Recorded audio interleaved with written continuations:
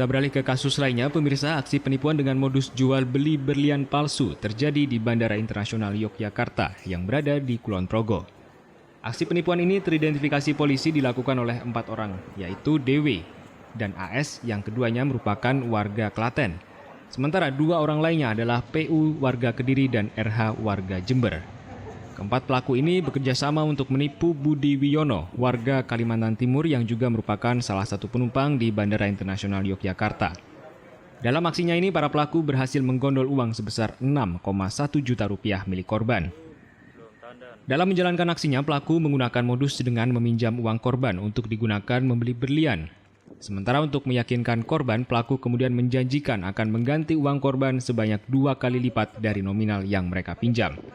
Dengan bujuk rayu. Selain itu, pelaku juga memberikan berlian yang kemudian diketahui sebagai berlian palsu, di mana berlian palsu tersebut dibeli pelaku dari Pasar Klewer Solo seharga Rp25.000. Pelaku tersebut menipu korban dengan bujuk rayu dan tipu muslihat untuk meminjam uang korban yang akan digunakan untuk membeli berlian dengan uang korban. Korban dijanjikan akan dilipat gandakan, akan dilipatkan 2 kali.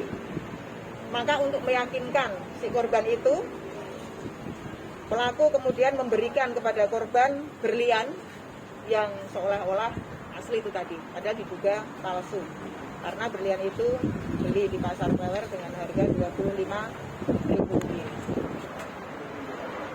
Di hadapan polisi, tersangka PU mengakui perbuatannya. Ia mengaku terpaksa melakukan aksi penipuan ini karena terdesak masalah ekonomi. Karena selama pandemi, PU yang sebelumnya bekerja sebagai sopir travel harus menganggur. PU juga mengungkapkan 3 pelaku lainnya yang terlibat dalam aksi kejahatan ini juga mengalami nasib serupa, sehingga mereka nekat melakukan aksi penipuan ini secara berkomplot. Kemudian dalam melancarkan aksinya, keempat pelaku ini berbagi peran. Untuk pelaku PU dan AS, pemirsa, mereka memiliki tugas untuk mencari target di bandara serta melakukan pendekatan terlebih dahulu kepada calon korbannya. Setelah pelaku PU dan AS berhasil mendekati korban, pelaku DW kemudian menjemput kedua pelaku dan berpura-pura memberikan tumpangan kepada korban. Setelahnya pelaku RH kemudian datang dan berpura-pura sebagai orang yang mencari tumpangan kepada para pelaku untuk menuju Surakarta. Di tengah perjalanan, RH kemudian berlagak menawarkan berlian seharga 60 juta rupiah kepada pelaku PU yang berpura-pura sebagai pemilik toko perhiasan. Namun karena hanya membawa uang terbatas, pelaku PU kemudian meminjam uang kepada AS sebesar 5 juta dan korban Budi Wiono sebesar 6,1 juta rupiah. Dan untuk meyakinkan korban, berlian itu diberikan kepada korban dan dijanjikan uangnya akan diganti 2 kali lipat. Salah kenapa, Pak? Penipuan. Penipuan apa? Barang nggak asli, saya bilang asli. Kenapa Pak melakukan itu, Pak? Terkait ekonomi, Pak. Sudah berapa lama, Pak? Proses operasi.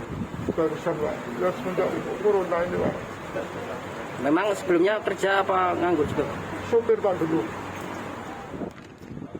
Kemudian atas perbuatan mereka tersebut, pelaku dikenakan pasal 378 Junto 55 KUHP dengan ancaman hukuman 4 tahun kurungan penjara.